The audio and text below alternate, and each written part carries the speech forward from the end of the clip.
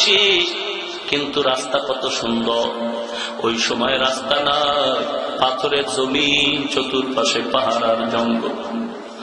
আমার মায়ার নবী আস্তে আস্তে করে হাঁটতেছেন। আবু বকর একবার ডানে যায়, বামে যায়, সামনে যায়, পেছনে যায়। পয়গম্বর বলেন, আবু বকর আপনি এমনটা কেন করেন? বলেন, শত্রুর ভয়। আমি যখন সামনে যাই আমি ভয় পাই, পেছন দিক দিয়ে না জানি শত্রু আঘাত করে।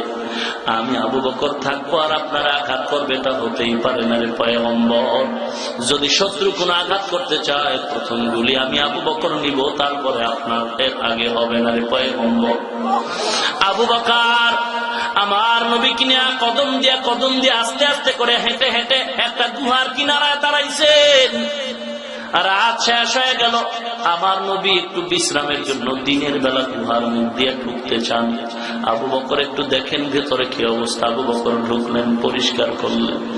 আমার নবী গুহার মধ্যে প্রবেশ করলেন। গুহার মধ্যে প্রবেশ করার পরে আমার নবী ক্লান্ত। মায়ার নবী হেঁটে হেঁটে কত কষ্ট রাত্রিবেলা।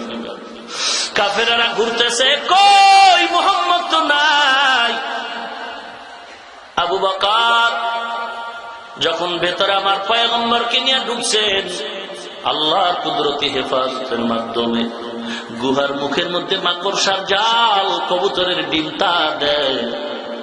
আবু বকরের পা মোবারকটা এভাবে সোজা করে দিলেন। মায়ার নবীর মাথা মোবারকটা আবু বকরের উরু মোবারকের উপরে রেখে একটু ঘুম পড়ে গেলেন। আমার নবী তন্দ্রাচ্ছন্ন। আবু বকর তাকায় দেখলেন চতুর্দিকে ছোট ছোট ছিদ্র দেখা যায়, না জানি কোন শত্রুর আঘাত হয়ে যায়। আবু বকর কাপড় ছিল, গায়ের চাদর ছিঁড়ে ছিঁড়ে ছিদ্র বন্ধ করে, কাপড় ছিঁড়ে ছিঁড়ে ছিদ্রগুলো বন্ধ করতেছে।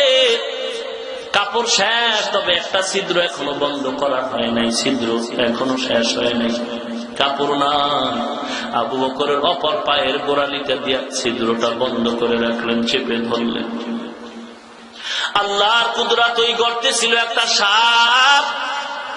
অনেকদিন পর্যন্ত অপেক্ষা করতেছিল আমার মায়ার নবী এই গর্তে একদিন আসবেন, তার সাথে একবার মোলাকাত করব। সাপ আমার নবীর সাথে মোলাকাত করার অপেক্ষা, কিন্তু না না, আবু বকরের পা মোবারক দিয়ে আটকান। সাপ এবার দেখা করতে চায়, আবু বকরের পায়ে আঘাত করে, আমার একটু সুযোগ দাও।